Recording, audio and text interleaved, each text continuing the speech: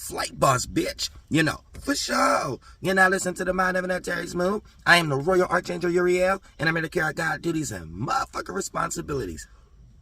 And this video right here is going to be about fear and people allowing fear to make decisions for them as far as developing responsibilities and taking jobs and other people's responsibilities that's not theirs. And also all the way down to making this as an excuse of what they need to do because they in fear of doing something else. So fear will allow somebody to lead down the train of thought and line of reasoning of living for others, but making that make sense in your mind and creating a lie how it's not living for others in some way, where in all the reality of it, you're living for someone else that probably got way better mental form or health than you to take care of whatever you're getting ready to make an excuse of why you need to stick to them like glue. So, peep gang, now this for my weak spirits out there.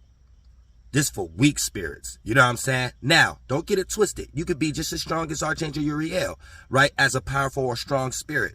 So we all fall in weakened stages, our phases. But for the strong spirits, that's more predicated on how fast you gonna get back up. You know what I'm saying? How much you lost, how much you know how to get it back. How you know to go back and get those same abilities, because whatever you're going through at the moment, you know between you and God is something the universe is doing, and you get ready to get your day if you're closer to God when you're in this relationship with the universe, when it's going against your favor. And God and the universe is not the same thing. Universe, something. God, nothing. The closer you attach yourself to nothing, the closer you are to God. The more abilities in that space you accumulate, you're able to bring something, because you make it. You make mind, you make love, you make hatred, you make prosperity, you make potential, you make intellectual properties, you make a mind. Then you bring that something to the table, and that something you're bringing it to is the universe. You expanded the universe for God. Anytime you allow the distractions of the universe, aka something become bigger than what it actually needs to be, you're not looking at it like it's nothing. So you're not going to be in that space with God, nothing, no thing, to develop no new abilities to change that situation, that something, that scenario, that universe, because you need to control that. You don't need to let the universe control you. That is your bitch, if you as a man, and if you as a female, that is your footstool. And he need to be treating you to the highest priestess energy that a person could be an example of down here. Because you the one walking around. This one is being lazy, trying to talk and give you mind games of what you should do and not to do. But you the one got to use your hands and your mind too. So I think you need to take your power back over the one who put less percentage level in on the relationship, aka between you and your balance with the universe. And make sure that you get your abilities from God before you interact with the universe. Now, for the most part, weak spirits, right, have a lot of fears in the areas of life that has something to do with the things that they actually want to do. But they might not necessarily want to take the step by step or deal with all the actual processes it's needed that you can see from an example from other people in these positions just to even get to that position. So a person in fear first go-to is to find a shortcut monetary gain, and the first person, place, or thing that looks like it has potential to suit them in the way that they're seeing it, shaking hands with the devil with their expectation, then for the most part, they will victimize those people, places, and things with some self-entitlement energy just because it looked like the promise of these individuals giving it. Now, here's the thing. A person who's in fear, based on that scenario, to fully thrive and go for what they truly want as far as their business, career, and love matters, they will get to their comfort zones that they're already trapped in as far as their situation, and they will find things in there that in all actuality is creating blockages and tire moments for them. But they will find things in there and develop some reason in their mind why this person, place, or thing need them to hang around. So they'll find something in their own burying system and find something there and make an excuse about why they need to hang around their burying system.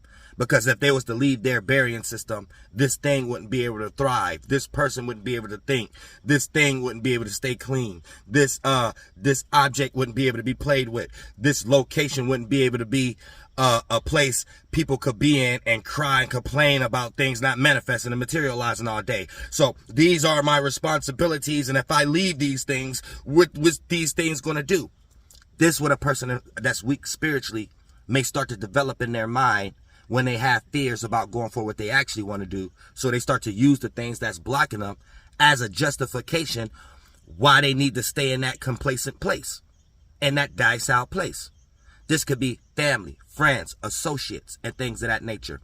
And based on your love or your level of fear, so your level of excuse you're getting ready to use them as may be more of the scenario than the actual reality at hand.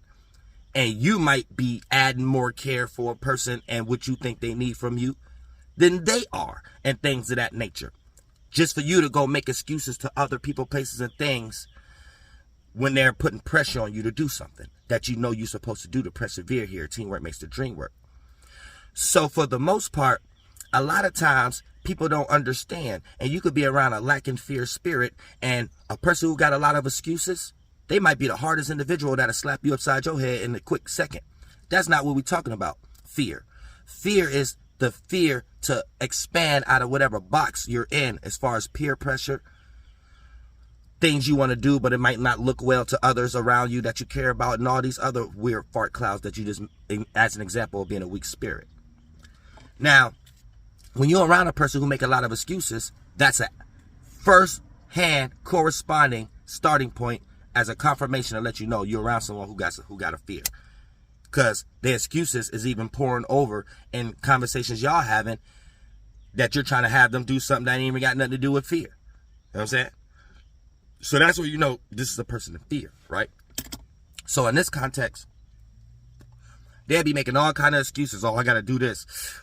I got to do this for my partner. I got to do this for my marriage. Or I got to do this for my children. Or I got to do this for my children don't count sometimes. Oh, I got to do this for my grandmother. I got to do this for my parents. I got to do this for my auntie. I got to do this for my sibling or whatever like that, right?